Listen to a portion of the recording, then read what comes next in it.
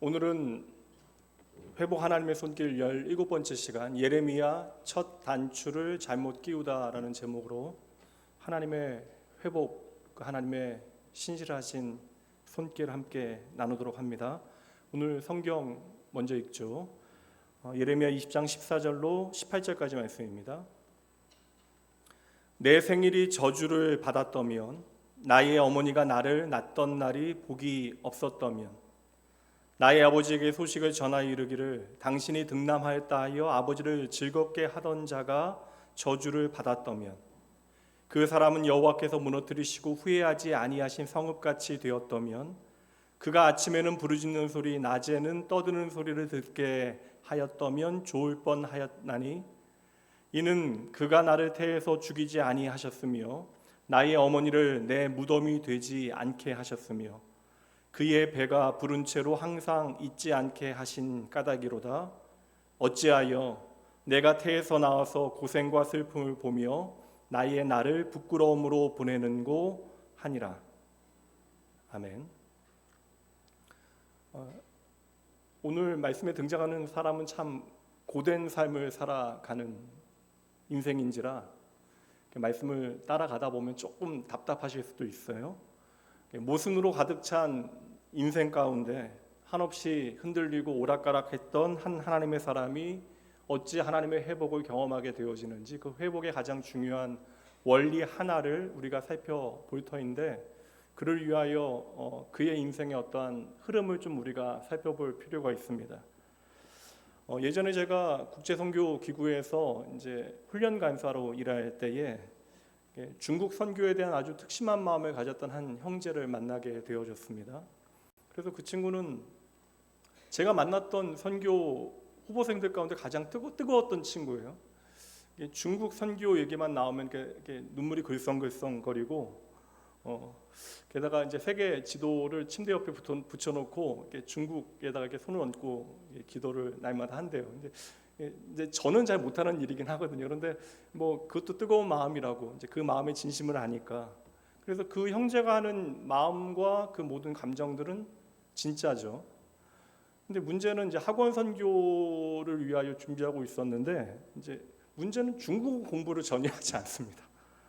그래서 이제 HSK인가요? 중국어 이제 능력 시험, 자격 시험 준비해야 되는데 1급 마치고 계속 오랜 기간 머물러 있었습니다. 그렇게 뜨거우면 좀 열심히 공부할 것 같은데, 사실 이제 머리도 좋은 친구였거든요. 눈물을 흘리고 헌신을 다짐했지만 그 헌신의 다짐이 사실 삶의 신실함으로는 잘 나타나지 않았던 것이고, 게다가 그 친구는 좀 감정 기복이 너무나 심해서 모임에 참석할 때는 너무나 열심인데 또 연락이 두절되어져서 잘 보이지 않았던 때도 있습니다.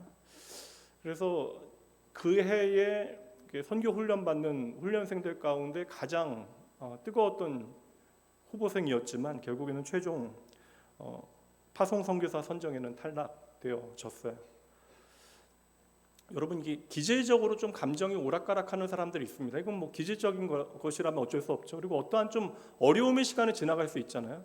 인생의 어떤 특정 시간에 조금 내 감정이 왔다 갔다 하는 것은 충분히 벌어질 수 있는 일이지만, 그러나 적어도 우리가 하나님의 사명에 대한 분명한 확신이 있다면 그 응답은 오락가락해서는 안 되는 것입니다.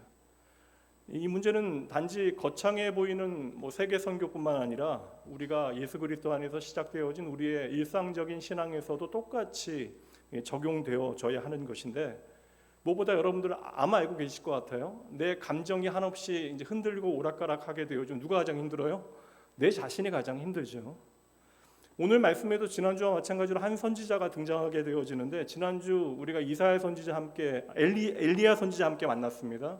특별히 엘리야 선지자의 그 갈멜산에서의 그 모습 우리가 살피지 아니하고, 그 다음에 이어지는 19장에 번아웃 찾아와서 로뎀나무 아래 엎드려 하나님 나 죽여달라라고 하는 엘리야 우리가 만나봤는데, 제가 열심히 설명드렸지만 엘리야 선지자 충분히 그럴만합니다. 참 힘들었을 것 같아요. 아무리 내가 기를 쓰고 열심히 내 온 힘을 다해 수고하여도 현실은 전혀 변하지 않아요. 공포스러운 현실은 계속되어집니다. 그러니까 길을 내가 쓰고 애를 써봐도 넘지 못할 벽을 만나게 되어진 것이죠. 근데 오늘 말씀에 등장하는 선지자 예레미야, 저는 더 힘들었을 것이라고 생각합니다.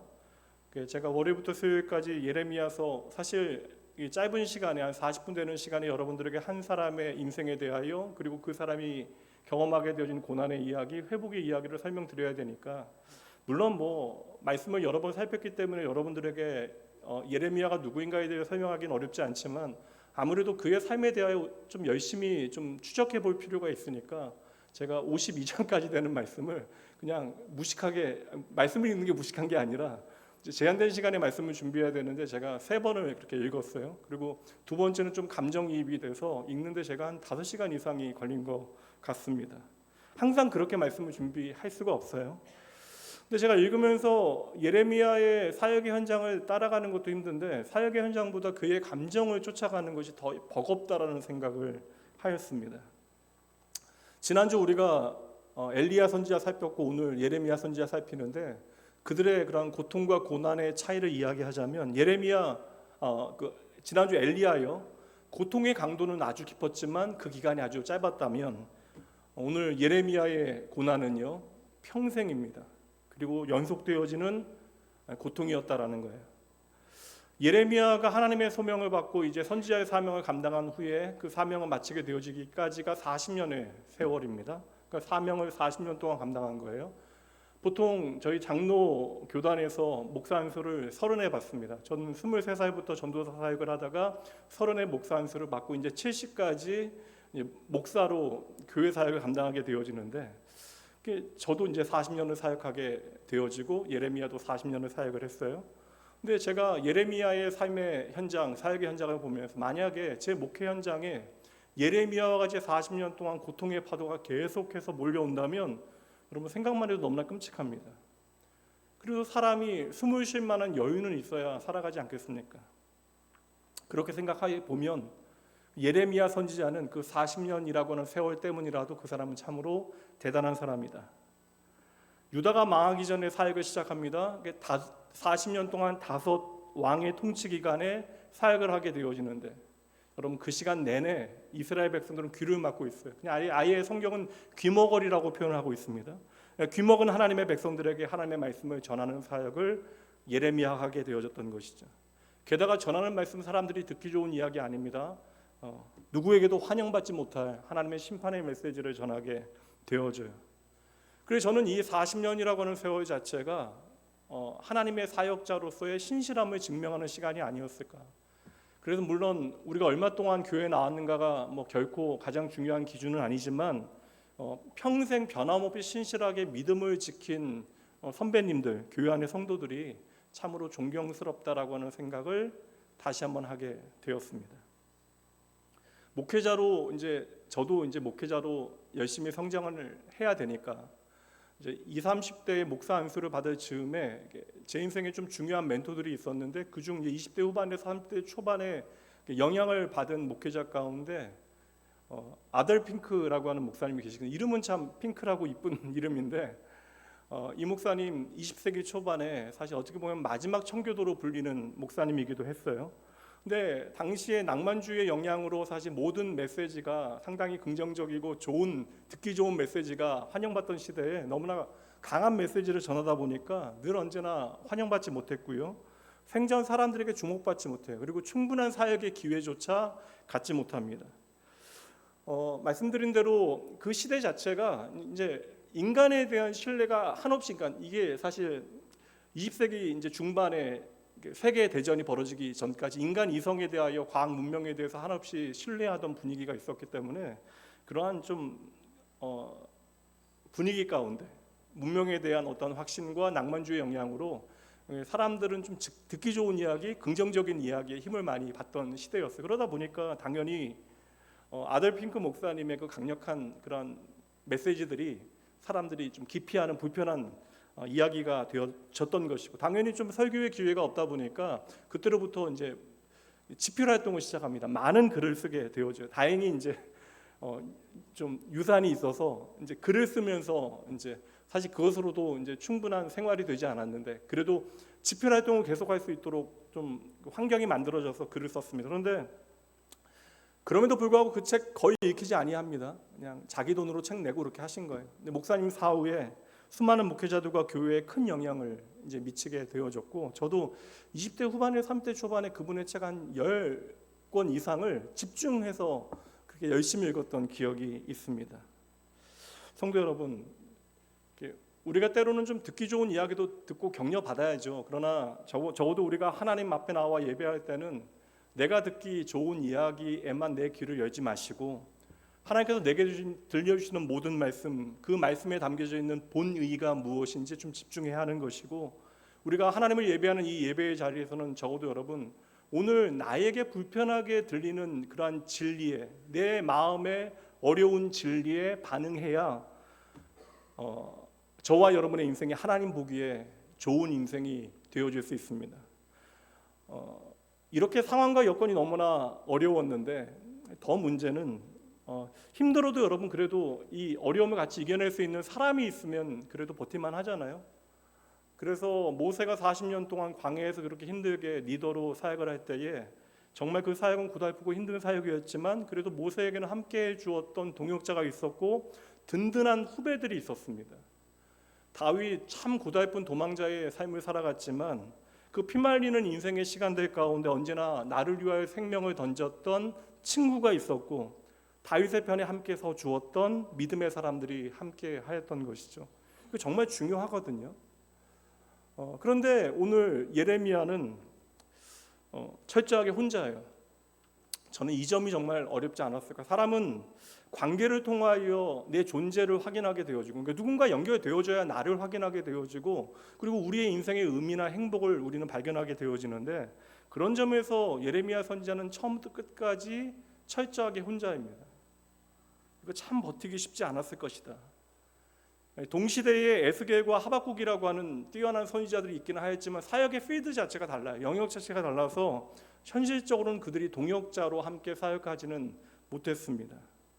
이러한 모든 상황들을 좀 전제하고 우리가 예레미야서를 읽게 되어지면, 선배님에게 좀 죄송하긴 하지만 정신이 좀 오락가락하는 것처럼 보여지는 구절들이 많이 등장을 해요.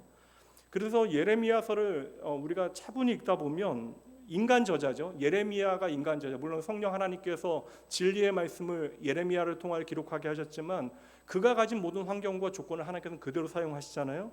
그러다 보니까 예레미야의 어떤 상반적인 모습들을 이율배반적인 모습들을 말씀 가운데 확인하게 되어지는데, 어떤 때는 너무나 성숙한 믿음직한 사역자의 모습을 보여주지만 어떤 때는 너무나 불안하고 미성숙한 인간의 한계를 우리에게 드러내고 있고요. 어떤 때는 너무나 눈물 어린 정말 그런 깊은 헌신과 그의 사역의 이야기에 감동받게 되어지다가도 또 하나님의 소명을 매몰차게 거절하는 모습을 또 발견하게 되어집니다. 또 어떤 때는 눈물 흘리며 백성들을 따뜻하게 안는 아버지의 모습을 보게 되어지는데, 또 어떤 때는 너무나 냉정하고 차가운 모습으로 하나님의 심판을 선포하는 예레미야의 모습을 발견하게 되어집니다. 그래서 우리가 예레미야서를 읽다 보면 절망의 눈물을 흘리고 있는 선지자의 그러한 비애와 함께 또 때로는 가슴 벅찬 소망의 기쁨을 노래하고 있는 그러한 이야기들이 겹쳐서 나온다는 거예요. 한 구절만 보도록 할까요? 예레미야서 20장 말씀 보도록 합니다. 여호와의 주께서 나를 권유하셨으므로 내가 그 권유를 받았사오며 주께서 나보다 강하사 이기셨으므로, 그러니까 하나님의 부르심에 내가 하나님의 부르심에 그 소명을 감당하게 되어지는데, 이 표현들 보면 어떠세요 여러분? 이게 능동적이기보다는 수동적이고 내가 원하지 않았지만 하나님께서 억지로 나를 몰고 가신 것처럼 여겨지는 표현이잖아요. 근데 그렇게 하나님께서 나를 부르셨는데 내가 조롱거리가 되니 사람마다 종일토록 나를 조롱하나이다. 내가 말할 때마다 외치며 파멸과 멸망을 선포함으로 여호와의 말씀으로 말미암아, 하나님의 말씀 까닭에 내 사역으로 말미암아 내가 종일토록 치욕과 모욕거리가 됨이니이다. 내가 다시는 여호와를 선포하지 아니하며 주의 이름으로 말하지 아니하리라 하면 나의 마음이 불붙는 것 같아서 골수에 사무치니 답답하여 견딜 수 없습니다. 얼마나 여러분 그 감정이 오락가락이에요. 얼마나 이게 사실 어찌할 바를 모르는 선지자의 흔들리는 모습을 우리에게 보여주고 있습니까? 여러분, 이게 제가 괜히 하는 말이 아니라 예레미야 선지자 정말 오락가락합니다. 근데 참 재밌는 게 뭐냐면 이게 개인의 감정을 우리에게 개별적으로 들려주는 것이 아니라 하나님의 말씀인 성경에 그의 오락가락하는 그런 감정의 흐름을 있는 그대로 우리에게 전해주고 있다. 개인적으로 이야기하자면 저는 가장 좀 이해하기 좀 힘든, 이해할 수 없다라는 게 아니라 이해하기 어렵고 정의 내리기 힘든 인물이 성경 가운데 이 예레미야 선지자가 아닐까라는 생각을 해봅니다. 여러분 어떠세요? 우리가 어떠한 일을 한다라고 하면 같이 일하는 사람이 좀 안정되어지고 정돈된 사람이면 좋잖아요. 그러니까 아무리 재능이 뛰어나다 한들 오락가락하고 일관적이지 않은 사람과 함께 일하기를 즐겨할 사람은 아무도 없을 것입니다. 이렇게 이야기하면 좀 오해를 하십니다. 오늘 말씀의 주제 자체가 하나님의 사람의 어떠한 어려움의 순간에 하나님의 회복이 어떠한 모양으로 어떠한 방법으로 나타나는가를 살피는 것이 오늘 주제이니 예레미야가 얼마나 뛰어나고 위대한 하나님의 사람인가에 대해서는 여러분들에게 말씀드릴 시간이 없어요. 미리 그냥 말씀드립니다. 한 문장은 예레미야는 참 좋은 사역자입니다. 그런데 오늘 예레미야 선지자가 얼마나 좋은 사역자인가, 그의 사역의 어떠한 중요한 점들에 대해서는 살피지 않을 것이에요. 그래도 이 자리에 앉아 계신 분들 가운데 예레미야 하면 눈물의 선지자, 나라가 어려울 때 나라를 위하여 참으로 귀한 마음으로 사역했던 선지자 정도로만 알고 계시지 막상 예레미야 선지자를 잘 모르는 분들 많으실 것 같고 아예 모르시는 분들도 계실 것 같아서 잠시 그의 삶을 좀 훑어드리도록 하겠습니다. 예레미야의 고향은 아나돗이라고 하는 곳인데 이곳은 아론의 후손들에게 주어진 땅에, 다시 말하면 그 제사장의 동네입니다. 제사장 마을에서 예레미야가 태어났대요. 이것은 예레미야가 뭐라는 거예요, 여러분? 제사장이 되어질 수 있다라는 것이죠. 그래서 예레미야는 당연히 제사장의 아들로 태어나서 20세 전후로 제사장의 사역을 감당하게 되었는데 직업이 제사장이었다라는 거예요. 제가 속되게 표현하면, 속되게 표현한다라고 말씀드렸어요. 그냥 그대로 그냥 살면 안전빵인 인생이 바로 예레미야입니다. 그렇게 제사장으로 태어나서 제사장 마을에서 자라나고 제사장으로 사역했던 예레미야에게 하나님의 말씀이 임하게 되어지는 그 첫 장면 보도록 할게요. 그 첫 말씀입니다. 예레미야서 1장 5절입니다. 내가 너를 모태에 짓기 전에 너를 알았고 내가 배에서 나오기 전에 너를 성별하였고 너를 여러 나라의 선지자로 세웠노라. 하나님께서 예레미야를 찾아오셔서 예레미야를 부르실 때 선지자로 부르시는데 처음 하신 말씀이 다른 사역에 대한 이야기가 아니라 네가 얼마나 나에게 소중하고 귀한지에 대한 말씀을 하신다고요.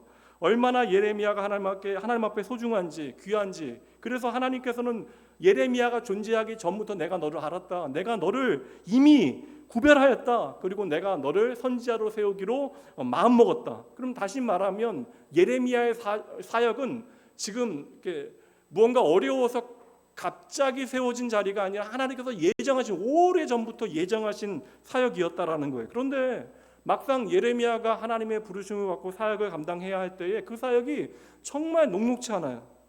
왜냐하면 귀 막고 사는 사람들에게 하나님의 말씀을 전해야 하는 사역입니다. 아무도 선지자의 말에 귀를 기울이지 않아요. 그러니 여러분, 이 사역 자체는 고통의 사역의 현장이 되어지는 것입니다. 좀 감정이입이 좀 되거든요. 말씀 사역자에게 가장 괴로운 대상이 누구겠어요? 말씀 사역자에게는 말씀을 듣지 않는 교인들이 가장 어렵고 버거운 대상이, 어찌 보면 고통과 같은 그런 대상이 되어집니다. 그러니까 하나님께서는 아마 아신 것이 아닐까라고 제가 짐짓 생각해 보는 거예요.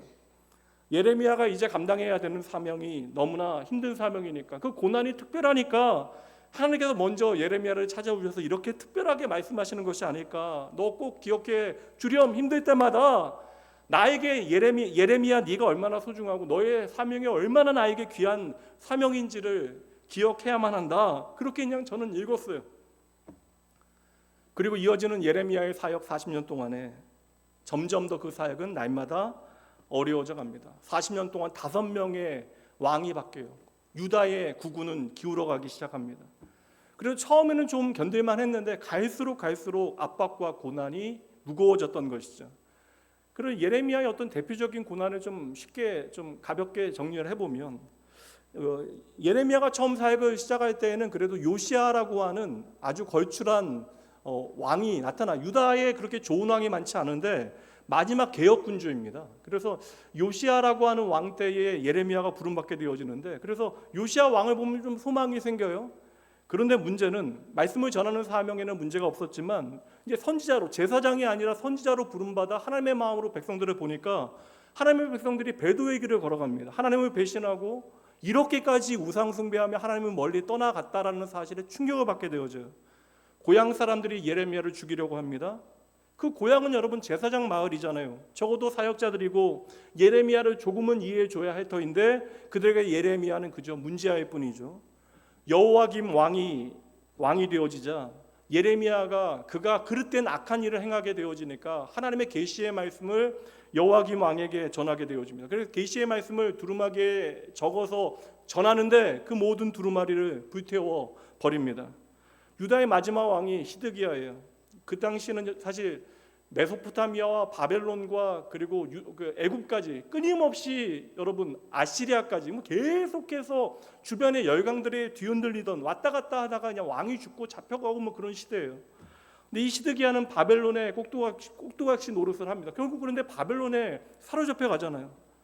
근데 예레미야가 전하는 하나님의 메시지, 경고의 메시지가 듣기 싫은 것입니다. 그래서 거짓 선지자들이 전하는 달콤한 메시지를 좋아하게 되어지고 그러다 보니까 시드기야는 아예 예레미야를 반역의 죄로 그를 감옥에 가두게 되어집니다.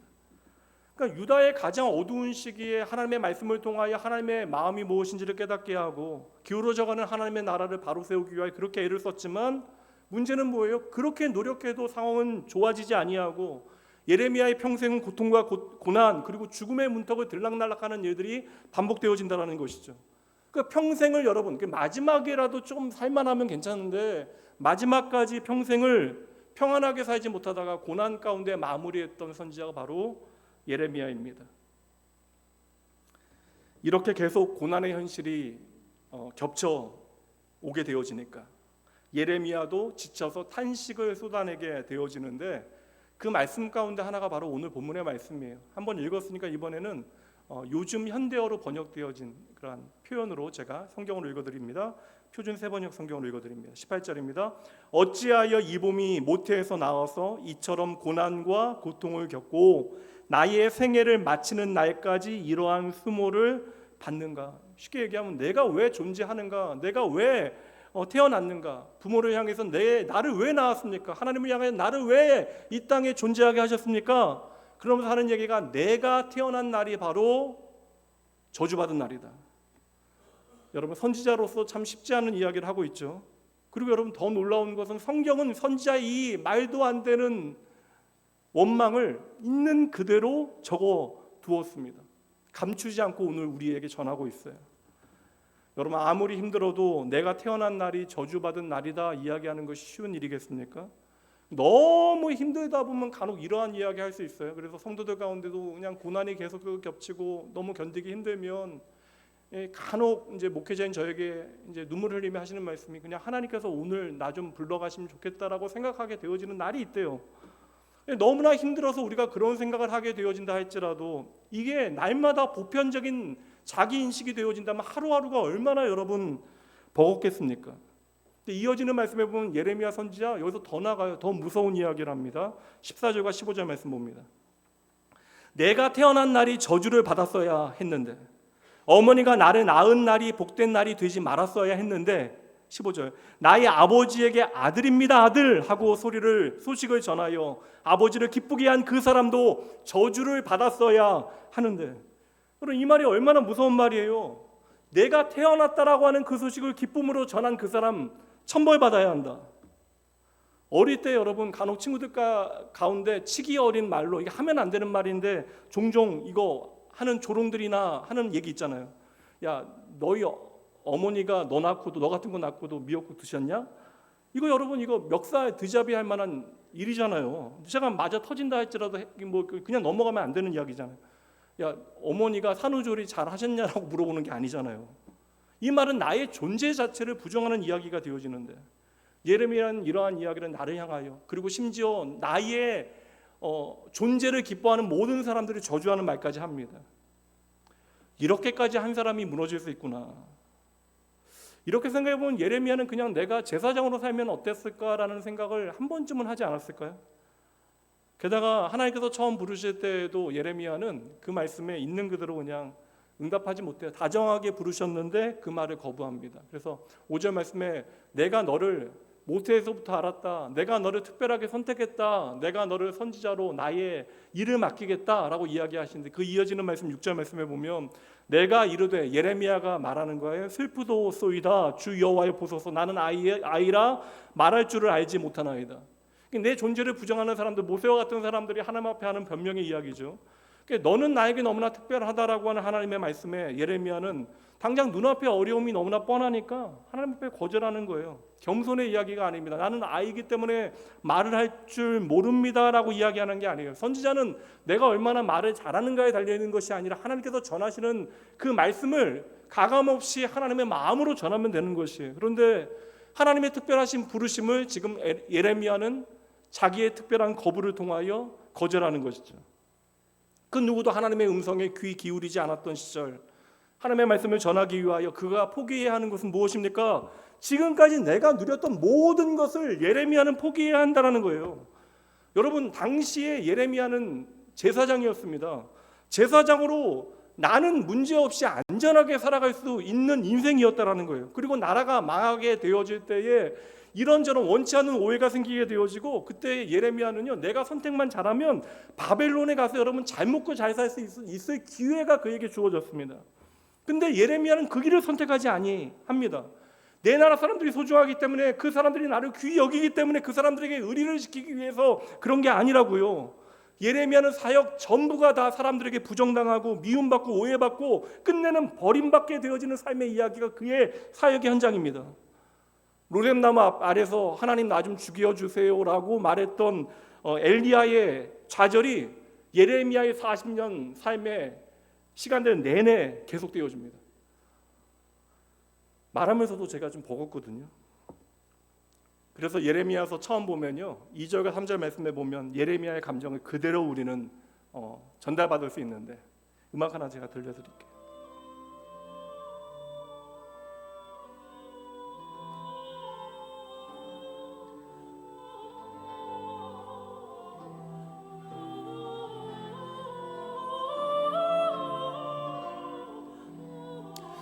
이거 바로크 시대의 프랑스 작곡가였던 프랑스와 쿠브랭이라고 하는 사람이 그 예배 음악으로 만든 거예요.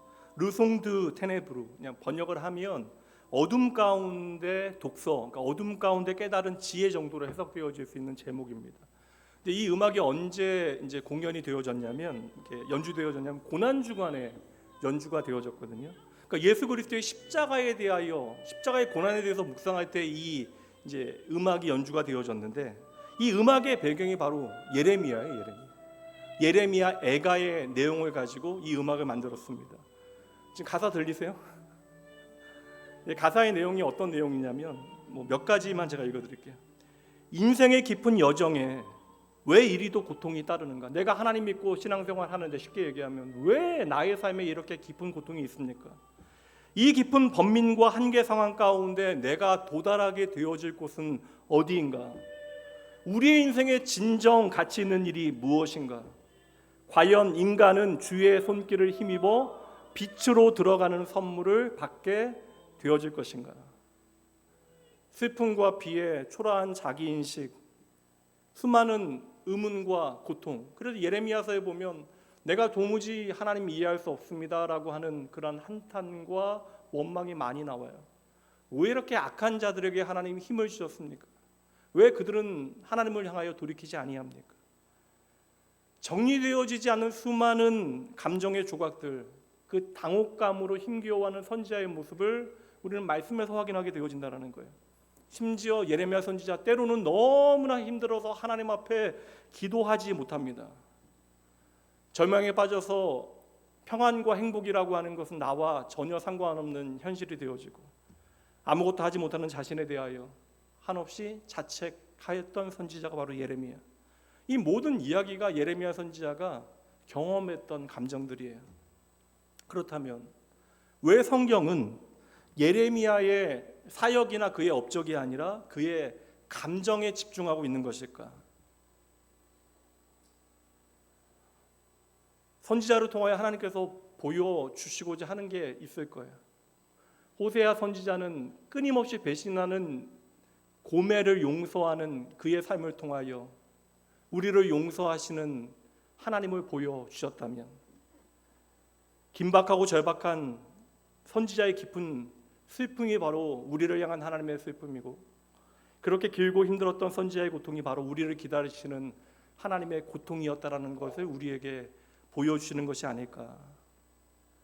우리는 이것을 좀 발견해야 돼요. 아프지만 우리가 이것을 좀 직면할 필요가 있습니다. 이렇게 생각해 보니까 제가 오늘 설교 제목으로 고민을 많이 했어요. 오락가락하는 선지자에 대하여 이야기하는데 그 제목으로 할까, 아니면 첫 단추를 잘못 끼우다 이 제목으로 할까. 근데 저는 이 제목이 맞다라고 생각해서 예레미야 첫 단추를 잘못 끼우다. 왜냐하면 첫 단추부터 잘못 끼워진 것 같아요. 근데 여러분, 첫 단추가 끼워지고 그냥 모르고 끼다 보면 계속해서 잘못되는데, 깨닫게 되어지면 다 풀러내고 다시 해야 되잖아요. 근데 인생이라고 하는 것은 그게 참 어렵거든요. 아예 발을 들이지 말았어야 하는데 갈수록 모든 상황들은 나빠져만 가고 내 인생은 모순으로 가득 차 있는 것처럼 보여집니다. 그래서 예레미야 선지자의 어떠한 구절 하나하나만 살피면, 그 설교 전체를 우리가 좀 강론하며 공부하지 아니하고 한 구절 한 구절만 살피면 너무나 은혜로울 때 있고, 때로는 너무나 좀 좌절되어지는 어떠한 순간들이 있거든요. 토막토막 내서 우리가 살피다 보면 어떻게 이런 사람이 하나님의 선지자일 수 있을까? 하나님은 어떻게 이런 사람을 불러서 하나님의 사명을 맡기실 수 있을까? 그래서 기독교의 복음은 자격에 대한 이야기가 아닙니다. 우리가 구원받은 것은 우리의 자격에 대한 이야기가 아니잖아요. 마찬가지입니다. 교회 안에 다양한 모양으로 우리가 하나님의 사명을 감당하게 되어지는 것, 임직도 마찬가지예요. 우리의 자격에 대한 이야기가 아닙니다. 하나님의 부르심인 거예요. 그럼에도 불구하고 나를 부르신 하나님에 대해서 우리는 묵상해야 되는 것이죠. 로뎀나무 아래에 엎드려서 하나님 나 죽여달라고 이야기하는 엘리야, 그것만 보고 우리가 엘리야를 이해할 수 있겠어요? 박농쿨 사라졌다고, 그늘 사라졌다고 하나님을 향하여 짜증내고 있는 요나 선지자를 우리가 이해할 수 있겠습니까? 근데 우리는 당장 우리의 인생에 해결되어지지 않은 수많은 모순 가운데 이렇게 흔들릴 수 있다는 거예요. 그래서 우리는 예레미야서를 처음부터 끝까지 좀 차분히 읽어볼 필요가 있다. 그리고 저도 말씀을 전하기 위해서 차분히 읽어봤어요.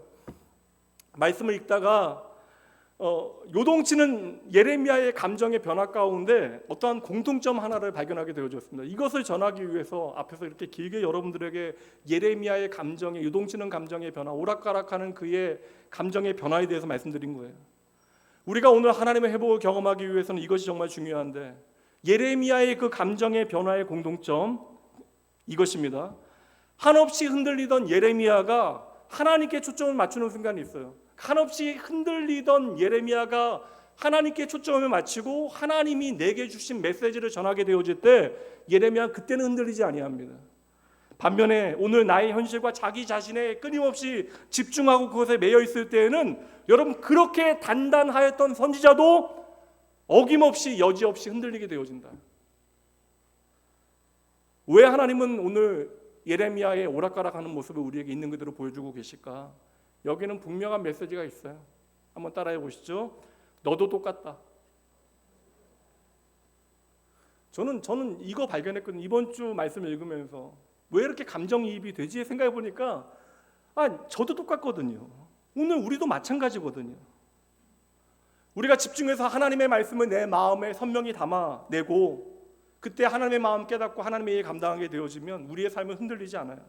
그때는 우리도 선지자같이 하나님의 마음으로 하나님의 일들을 기쁨으로 감당하게 되어집니다. 그런데 나도 모르게 오락가락하는 상황과 나의 감정에 매이게 되어지고 정말 너무나 힘겨운 현실 가운데 코 빠뜨리고 있다 보면 어느새 나에게 설명했던 하나님의 말씀들은 너무나 신기하게 연기와 같이 사라져버려요.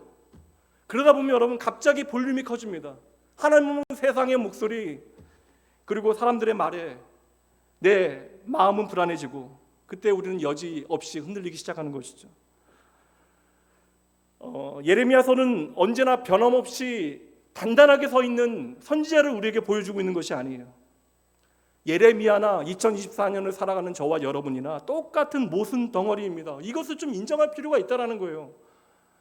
제가 강단에서 때로는 저희 연약함에 대해 여러분들이 그대로 말씀드리는 것은 제가 막 겸손하고 겸비한 사람이기 때문에 그런 것이 아닙니다. 정말 그렇다는 사실을 깨달았기 때문에 그런 거예요. 내가 오늘 부족해도 괜찮은 이유를 분명하게 발견했기 때문에 그러한 것입니다. 우리의 인생은 모순이에요. 내 자신이 모순입니다. 우리가 모순으로 가득 찬 나의 인생을 극복할 수 있는 아주 중요한 비결을 우리가 예레미야서를 통하여 발견하게 되어지는데, 그것은 바로 기준이 변해야 된다는 것이에요. 오늘 이것 하나만 우리의 마음에 단단히 좀 담아 놓으면 되는 것입니다. 꼭 우리의 인생이 첫 단추부터 잘못 깨어진 것처럼 느껴지는 순간이 있어요. 그 어쩔 수 없는, 내가 어찌할 수 없어서 그냥 걸어가고 있는 이 모든 모순들을 극복할 수 있는 비결, 우리 안에 기준을 분명하게 하라. 사실 여러분, 우리의 감정이 얼마나 좀 단단해 보이는 사람도 그 마음 안에 있는 그 표출이 단단해 보이는 것뿐이지, 그 마음 안에서 감정이 얼마나 시시각각 변합니까? 아침과 점심 다르고 점심과 저녁 다른 것이 우리의 감정 아니에요?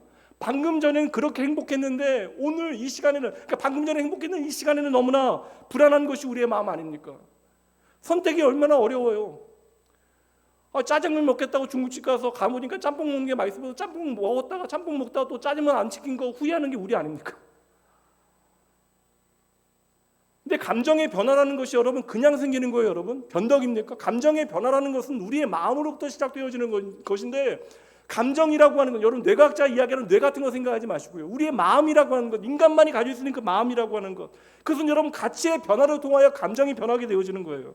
다시 말하면 세상의 수많은 가치에 오늘 나의 마음이, 나의 감정이 하나 없이 흔들리게 되어지는 것이죠. 그러니 여러분, 인생 자체는 우리가 가치를 배워가는 과정, 그 가치를 어떠한 기준 위에 세우는가, 이것이 우리의 인생의 가장 중요한 문제입니다. 우리의 가치를 어떠한 기준 위에 세우는가에 따라 감정도 그 위에 함께 세워지게 되어지는 것이죠. 그래서 내 가치를 결정하는 기준이 계속해서 변하게 되어지면 우리의 가치관에 따라 우리의 감정도 오락가락 왔다 갔다 하게 되어지는 거예요. 그래서 예레미야서를 처음부터 읽다 보면 답이 정말 보입니다. 예레미야 여러분 힘들어할 만해요. 그 감정이 왔다 갔다 할 만합니다. 그런데 예레미야가 언제 왔다 갔다 했다고요? 내 생각의 기초가 되어지는 그의 가치의 기준이 왔다 갔다 할 때, 눈앞에 보이는 유다 땅의 현실, 그리고 당장 보여지는 그 모든 괴로움, 환경, 조건, 앞으로 예견되어지는 상황, 그것들에 매이게 되어질 때 언제나 어김없이 예레미야의 그 감정은 오락가락 흔들리게 되어집니다. 이거 욕할 수 있겠냐고요? 우리도 똑같아요. 하루에 얼마나 우리의 가치가 흔들리고 우리의 생각이 흔들리는지. 하나님의 백성으로 우리가 믿음으로 나의 삶을 하나님 앞에 살아가겠다 이야기하지만 교회 안에서는 잘 되는데, 이 교회 나가면서부터 우리가 살아가는 자리에서 우리는 얼마나 하나님 외면하고 하나님 없이 우리의 삶을 아낌없이 살아갈 수 있는지, 그게 사실 얼마나 이율배반이에요. 어떤 때는 여러분 돈 없어서 너무나 불안하잖아요. 근데 또 어떤 때는 돈 없어도 하나님 때문에 내가 오늘 잘 이겨낼 것 같이 여겨지는 순간들이 있습니다. 그러니까 돈이 있어도 불안할 때 있는데 돈이 없는데도 내 마음이 편해지는 순간들이 있다고요. 오늘 여러분은 여러분의 인생의 가치를 어떠한 기준에 두고 살아가고 계십니까? 이거 정말 중요한 질문이에요.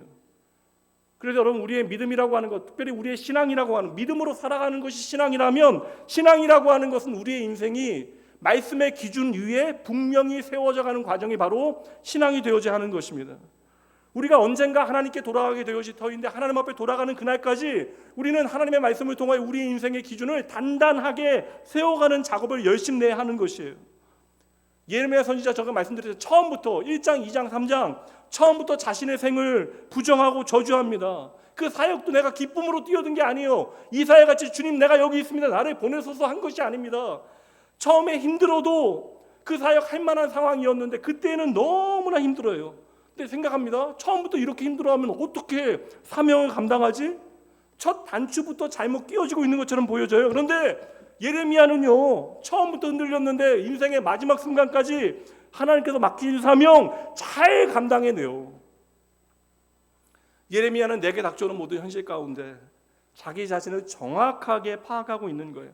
요즘 자주 사용하는 중요한 단어 있죠. 메타인지라고 하는 단어 많이 사용하는데, 그게 자기 인식이잖아요. 종합적 판단을 통한 자기 인식인데, 믿음의 메타인지가 갈수록 강화되어져 가는 것입니다. 예레미야가 자기의 오락가락하는 감정을 극복할 수 있는 이유를 찾아볼 수 있는 중요한 터닝 포인트가 되어지는, 전환점이 되어지는 말씀이 있어요. 그가 깨닫게 되는 중요한 진리의 말씀이 있습니다. 이거 17장 9절 말씀 함께 보도록 할게요. 만물보다 거짓되고 심히 부패한 것이 마음이라 누가 능히 이를 알리요마는. 저는 이 말씀 정말 오늘 예레미야의 회복을 우리가 살피기 위해서 중요하게 생각해야 되는 말씀 같아요. 여기서 마음이라고 하는 것은 가치를 이야기하는 거예요. 사람의 생각과 감정이 만들어지는 곳이 바로 마음입니다. 하나님께서 창조하신 공간이에요. 이 마음이라고 하는 공간을 통하여 우리는 하나님께 가까이 나아갈 수 있고 하나님으로부터 멀어질 수도 있는 것입니다. 근데 예레미야가 볼 때 세상 만물을 보니까 세상 만물이 다 거짓된 것이고 부패한 것인데, 내 눈에 보이는 이 부패하고 거짓된 세상 만물보다 더 부패하고 거짓된 것이 있으니 그것이 바로 무엇이라고요? 내 마음이다 라고 하는 사실을 깨닫게 되어진 것이죠. 그러니 그때로부터 예레미야는 내 감정과 내 마음을 신뢰하지 않아요. 신뢰하지 않기로 한 것입니다. 그러면 마음이 무엇인가? 오늘 말씀을 푸는 중요한 열쇠가 되어지는 말씀 이제 보도록 할게요. 9장 23절과 24절입니다. 여호와께서 이와 같이 말씀하시다. 함께 읽어보죠. 지혜로운 자는 그의 지혜를 자랑하지 말라. 용사는 그의 용맹을 자랑하지 말라. 부자는 그의 부함을 자랑하지 말라. 자랑하는 자는 이것으로 자랑할지니 곧 명철하여 나를 아는 것과 나 여호와는 사랑과 정의와 공의를 땅에 행하는 자인 줄 깨닫는 것이라. 나는 이 일을 기뻐하노라. 여호와의 말씀이니라. 아멘. 다시 23절 보여주세요. 보세요. 뭐라고? 지혜로운 자는 뭐 하지 말라고요? 지혜를 자랑하지 말래요. 아니, 자랑할 게 지혜밖에 없는데 왜 지혜를 자랑하지? 강점은 자랑해야죠. 강점으로 일하라고 우리는 세상 리더십 그리고 세상 살아가는 처세술로 우리가 배웠잖아요. 그 다음에 용사는 뭐라고요? 용맹을 자랑하지 말라. 그리고 부자는 뭐라고요? 아니, 돈 자랑해야 되는데 부자는 내 부한 거 자랑하지 말래요. 이게 뭐 자랑하라는 얘기예요? 이거 여러분, 하나님은 자랑질하는 거 싫어하십니다라는 이야기예요? 이게 뭐예요 여러분? 부자는 돈 자랑하지 말고, 지혜 있는 자는 지혜 자랑하지 말고, 힘 있는 자는 너의 힘, 너의 용맹함을 자랑하지 말라. 이거 어떤 의도예요? 너의 인생에 정말 네가 의지해야 되는 것이 무엇일까? 지혜 있는 사람은 지혜 의지할 수밖에 없고, 돈 있는 사람들은 돈 의지할 수밖에 없고, 힘 있는 자는 힘 의지하게 되어지는데, 너희가 진정 너의 인생에서 의지해야 되는 것이 무엇이냐? 오늘 우리가 자랑하는 것이, 진정으로 자랑하는 것이 내가 의지하는 것인데, 오늘 내가 의지하는 것이 나의 가치가 되어지는 것이고 우리의 인생의 기준이 되어지는 것이죠. 그래서 여러분, 돈을 자랑하는 사람은 돈이 인생의 기준 되어지는 것이고, 나의 힘을 자랑하는 사람은 그 힘이 나의 인생의 기준 되어지는 것이고, 또한 나의 어떠한 능력을 자랑하는 사람은 나의 그 능력이 나의 의지하는 바가 되어지는 것이죠. 기준이 되어지는 것이죠. 그렇게 가치를 결정하는 기준을 우리가 세상의 사람들이, 하나님 없는 사람들이 동일하게 그 기준을 두는 돈과 힘과 논리에 두게 되어지면 우리의 인생은 하나님 없는 세상의 기준으로만 살아가게 되어진다. 그러므로 그때 우리가 그 기준으로만 우리의 인생을 살게 되어지면 우리가 하나님의 일을 하는 것처럼 여겨질지라도 계속해서 내 마음이 불안한 거예요. 왜요? 세상의 기준으로는 우리가 이 일을 감당하는 것이 우리에게 유익하지 않거든요. 그러니 마음을 다잡으러 아무리 노력해도 결국은 우리의 마음이 오락가락하게 되어지는 것입니다. 왜 교회 나온 지 5년 10년 지나도 우리가 왜 하나님을 예배하지 못하는가? 내가 전심으로 왜 하나님을 의지하고 신뢰하지 못하는가? 여러분의 인생의 기준이 어디에 있는가를 확인하셔야 하는 것이죠. 세상의 지식과 세상의 힘과 또한 세상의 절대적인 어떠한 가치가 되어지는 돈을 기준 삼고 살아가는 사람들, 그 사람들이 과연 하나님의 일을 감당할 수 있을까? 여러분, 외형적인 교회의 기능적인 일들은 충분히 감당할 수 있을 거예요. 그것도 아주 완벽하게 감당할 수 있을 것입니다. 그러나 그 일은 하나님의 일이 되어질 수 없습니다. 우리가 주의 몸된 교회에서 일을 하는 기준이 그저 세상의 가치와 기준을 따르는 일이 되어지면 교회의 일도 어느새 세상의 일과 똑같은 일이 되어지는 거예요. 그래서 저는 종종 말씀드릴 때 교회는 강점으로 일하는 곳이 아니라 때로는 약점으로 일해야 하는 곳이다. 내가 부족하다는 사실을 좀 깨닫고 하나님의 도우심을 좀 절박하게 바라보고 매달려야 사역이 가능한 자리에 여러분들을 좀 두는 것도 필요하다. 그래서 저는 재정 전문가나 회계사 같은 분들이 교회 재정을 담당하는 일 유익한 일이 아닐 수도 있다. 정말 겸손하고 하나님 앞에 내가 일도 귀하게 여길 수 있는 준비가 되어지지 않으면, 그러면 도리어 숫자와 일하는 분들이나 아니면 엔지니어로 일하는 분들은 저는 사람들 만나서 봉사하는 자리에 가라. 어르신들 좀 돕는 일이나 아이들 가르치는 일이나 그런 자리에서 좀 하나님의 도우심을 절박하게 내가 얼마나 무능한가를 깨닫고 좀 깨닫는 좀 일들을 좀 해보는 일들도 유익하다. 교회는 단순히 여러분 능률을 위한 공간이 아니잖아요. 때로는 더디더라도 우리가 이 일을 통하여 하나님의 마음을 배워가야 하는 것이잖아요. 하나님만이 우리의 마음에 새겨주실 수 있는 인생의 기준들을 배워가는 공간이 바로 교회가 되어줘야 하잖아요. 여러분, 그래서 오늘 예레미야는 아주 중요한 진리를 우리에게 말해줍니다. 그 다음 말씀, 이제 24절 말씀, 우리가 무엇을 자랑해야 하는가, 무엇을 기준 삼고 의지해야 되는가. 24절 함께 다시 읽죠. 자랑하는 자는 이것으로 자랑하라. 곧 명철하여 나를 아는 것과 나 여호와는 사랑과 정의와 공의를 땅에 행하는 자인 줄 깨닫는 것이라. 나는 이 일을 기뻐한다. 여호와의 말씀이다. 탕탕. 우리의 삶에 하나님이 어떠한 분인가 아는 거, 또 하나님이 행하신 일을 깨닫는 거, 이게 전부예요. 여러분, 우리의 삶의 목적은 하나님이 어떠한 분이신가, 하나님이 우리의 삶에 어떠한 일을 행하시는가, 이것을 알아가는 것입니다. 그래서 우리의 삶에 하나님을 아는 지식이 자라나는 것, 그래야 하나님의 마음으로 내게 허락한 인생을 살아가는 것, 그것이 내 인생의 자랑, 내가 의지하는 바, 내 인생의 기준이 되어져야 한다. 그렇게 내 인생에 하나님의 말씀이 내 삶에 변함없는 기준이 되어질 때, 때로는 우리의 감정이 흔들리나 그 감정이 불안하지 아니하여 점차로 단단한 곳에 세워지는 것이고, 우리의 인생이 요동치지 않게 되어지는 것이죠. 그래서 여러분, 우리가 우리의 인생에 분명한 기준을 가지기 위하여 우리 안에 반드시 기억해야 되는 것, 하나님을 아는 지식이 우리 안에 자라나야 합니다. 오늘 에레미야는 오늘 이것을 우리에게 가르치고 있는 것이에요. 누구나 여러분 흔들릴 수 있습니다. 누구나 세상의 가치에 오락가락할 수 있어요. 그 가운데 우리는 불안해할 수 있고, 때로는 하나님의 부르심이 분명함에도 불구하고 응답하지 못하는 하나님의 부르심도 왜곡하고 내 뜻대로 해석해버리는 우리 자신을 발견하게 되어지는 순간들이 있을 것입니다. 우리의 마음이 얼마나 연약한지를 여러분 깨달아야 내 마음을 고치시고 내 마음을 붙드시는 분이 하나님이심을 우리가 깨닫게 되어지는 거예요. 아니, 저도 왔다 갔다 하는데 제가 누구를 정죄하겠습니까? 아니, 제가 생각하기에는 교회에서 그래도 가장 좀 말씀을 많이 보는, 물론 있을 수도 있어요. 하루 종일 말씀 보는 분들도, 요새 필사주 열심히신 분들도 계시니까. 근데 말씀을 전하기 위해서 고민하고 해석과 적용을 위하여 고민하는 자리에 있는 사람이 설교자인데, 날마다 하나님의 말씀을 읽고 있는데 그 말씀에 박혀있지 못하는 제 자신을 확인해요. 언제나 여러분에게 말씀을 통해서 도전하고 있지만 여전히 세상의 자랑들 때문에 흔들리는 제 마음을 확인하게 되어집니다.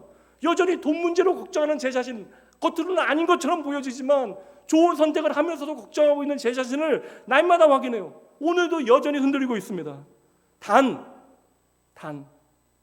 나를 살리신 분이 하나님이심을 믿고 어떻게 하든지 말씀을 내 기준에 두기 위하여 그 하나님의 말씀에 내 가치를 단단히 박아놓고 살기 위하여 날마다 애를 쓰고 있는 거예요. 확신하는 것은 나이 먹고 애를 쓰면, 애를 안 쓰면 소용없고, 애를 쓰면 나이 먹고 시간 지나가면서 그래도 하나님의 말씀을 기준 삼는 시간이 제 삶에 점점 더 많아지지 않겠습니까? 오늘 우리가 애써야 되는 일은, 우리는 언제나 왔다 갔다 할 수 있어요. 그러나 그래서 더 하나님을 의지해야 됩니다. 그래서 하나님의 말씀을 통하여 우리의 인생의 기준을 발견하고 그 기준을 내 삶에 더욱더 분명하게 하여 말씀이 보여주는 가치를 내 삶에 선명하게 살아내기 위하여 우리는 애써야 합니다. 여러분, 부탁드릴게요. 시간이 지나갈수록 여러분 거꾸로 가지 마시고 우리의 신앙이 하나님의 말씀 위에 바로 세워질 수 있도록 내 가치를 하나님의 말씀의 기준 위에 점점 옮겨 놓아 흔들리지 아니하고 오늘의 나의 모든 모순되어진 삶을 잘 이겨내고 하나님의 기쁨과 자랑되어지는 여러분 되시길 주님의 이름으로 축복합니다. 오늘도 하나님은 저와 여러분이 그렇게 바르고 아름다운 삶을 살아갈 수 있도록 말씀으로 도전하시는 거예요. 부디 여러분의 인생 가운데 때로는 고달프고 힘들더라도 하나님께로 한 걸음 한 걸음 더 가까이 나아가시는, 그리고 하나님 보시기에 점점 더 나아지는 믿음의 삶을 살아내는 여러분 되셔야 합니다. 기도하시죠.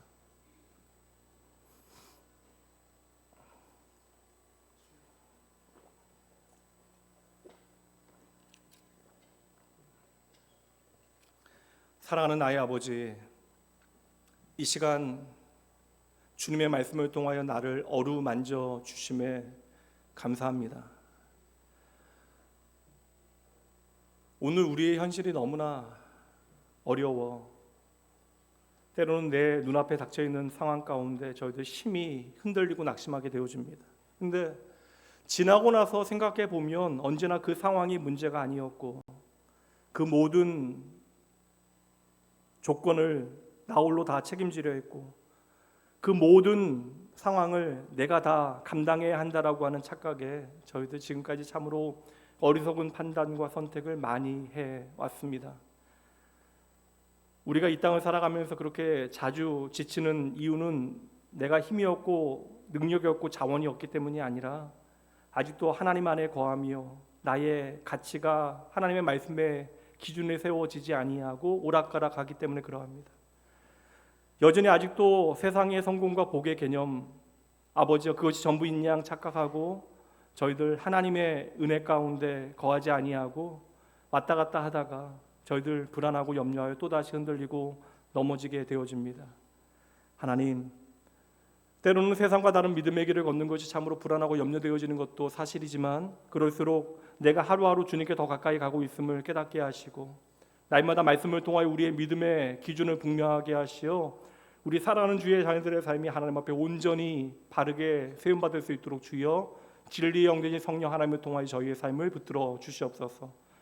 내 모든 시험 무거운 짐 기꺼이 짊어져 주시고 세상은 결코 우리에게 줄 수 없는 하늘의 평안을 우리 가운데 허락하시는 나의 평안 대신 예수님 그 이름으로 간절히 기도합니다. 아멘. 오늘 말씀은 단순한 말씀이에요. 혹 제가 예배 전에 기도했던 것은 오늘 너무 힘든 분들이 계셔서 저도 알고 있으니까 이게 말씀을 들으면서 이 어려운 이야기들이 여러분 마음에 더 큰 부담이 되어지면 어떨까라는 마음도 있었지만 그럼에도 오늘 우리 안에 우리를 회복하시는 진리의 영, 회복의 영 되신 성령 하나님 믿고 여러분들에게 최선 다해 말씀 전했습니다. 여러분 이 시간 우리로 하여금 세상은 결코 알 수 없는 하늘의 평안을 우리 가운데 누리게 하시는 우리의 생명 되신 예수 그리스도 바라보고 우리의 소망을 주님께 옮겨놓으며 잠시 말씀 붙들고 기도하시죠. 여러분의 고백 하나님 앞에 드리면 그 고백에 하나님께서 반드시 응답하시고 일하실 것입니다. 잠시 기도합니다.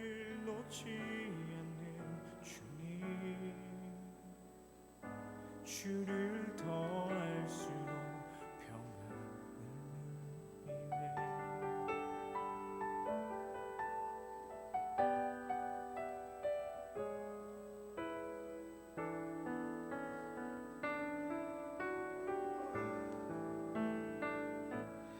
어디서 왔는지 아버지 어디로 향할지 하나님 때때로 아버지여 수치게 되어질 때 하나님 내 삶에 하나님이 어떠한 분이신지 오늘 나의 인생에 행하신 하나님의 놀라운 일들이 무엇인지를 깨닫게 하시는 하나님 오직 하나님의 은혜 가운데 저희를 아버지 불안하고 염려하고 흔들리고 넘어질 때에 아버지는 나의 인생의 변함없는 기준으로 나의 반석으로 아버지는 예수 그리스도의 십자가를 믿는 주여 함께하여 주시옵소서. 주님 인도하여 주시옵소서. 주님 붙잡아 주시옵소서. 하나님 함께하시옵소서. 하나님 이 시간 하나님 앞에 저희도 준비한 예물 올려드립니다. 우리가 의지하는 이 물질 하나님 앞에 올려드리며 내 삶의 참된 주인 되신 분이 하나님이심을 마음 다하여 고백하오니 하나님 사랑하는 주의 자녀들의 삶을 아버지 축복하시고 함께하시어 이들의 인생 전부 하나님의 손에 붙들린 아버지의 은혜의 삶을 살아낼 수 있도록 주여 함께하여 주시옵소서. 무엇보다 나를 향한 하나님의 섬김과 그 사랑 기억하여 하나님 오늘도 나의 손과 발을 통하 일하시기 원하시는 주님의 마음 저희들 날마다 배워가기 원합니다. 예수님의 마음 배워 닮아가게 하시고 더욱더 사랑하고 소망 가운데 거하며 믿음을 아버지여 하나님의 몸된 교회에 풍성케 하는 귀한 사역의 자리에 저희들 귀히 사용되어질 수 있도록 주여 우리를 통하여 친히 일하여 주시옵소서. 하나님 우리는 날마다 하나님께서 거하실 아름다운 집으로 지어져 가고 있습니다. 저희도 허락하신 귀한 가족들과 예수 그리스도의 복음 안에 서로 사랑하고 섬기며 하나님 아버지가 거하실 만한 아름다운 집으로 함께 지어져 갈 수 있도록 주님 우리 가운데 일하여 주시옵소서. 오늘도 우리 가운데 세상은 알 수 없는 위로와 내면 깊은 곳으로부터 우리에게 허락하시는 기쁨을 맛보게 하시는 우리의 전부 되신 예수님 이름으로 축복하며 간절히 기도합니다. 아멘. 다 같이 일어나셔서 믿음의 가족들 축복하는 찬양으로 함께 찬양합니다.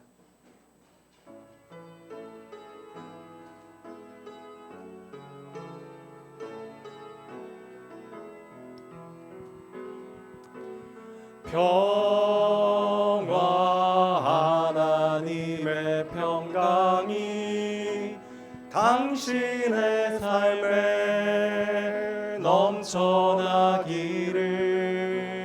평화 하나님의 평강이 당신의 삶에 가득하기를 축복합니다. 제가 항상 다 말씀드리지 못하지만 변함없는 마음으로 주의 몸된 교회 사랑하는 믿음의 가족들 섬겨주셔서 감사드립니다. 이번 한 주도 세상의 조건과 환경 상관없이 하나님만이 우리에게 주시는 그 기쁨과 평안 풍성히 누리고 다음 주 다시 기쁨으로 뵙도록 하겠습니다. 먼 길 다녀오시는 분들은 안전하게 잘 다녀오셔야 합니다. 이제는 우리 주 예수 그리스도의 은혜와 하나님의 사랑하심 성령 하나님의 함께하심이 흔들리는 세상의 기준 속에서 오락가락하는 내 삶에 언제나 변함없는 생명의 말씀으로 나를 찾아와 그 말씀으로 나를 붙드시고 나의 인생의 기준이 되어주시는 오늘도 나에게 말씀하시는 하나님 믿고 그 하나님 의지하고 하나님 앞에서 내 삶을 살아가기로 이 한 시간 다짐하는 모든 하나님의 백성들, 그들의 가정과 자녀와 일터 위에 오늘 하나님의 회복의 손길이 절실한 주의 백성들, 그리고 이제 새롭게 낙원교회 임직에 부름받게 되어질 일꾼들을 위해 하나님의 말씀 경외하며 날마다 하나님 앞에서 살아가기로 다짐하는 모든 낙원의 지체들을 위해 지금으로부터 영원까지 함께 있을지어다. 아멘.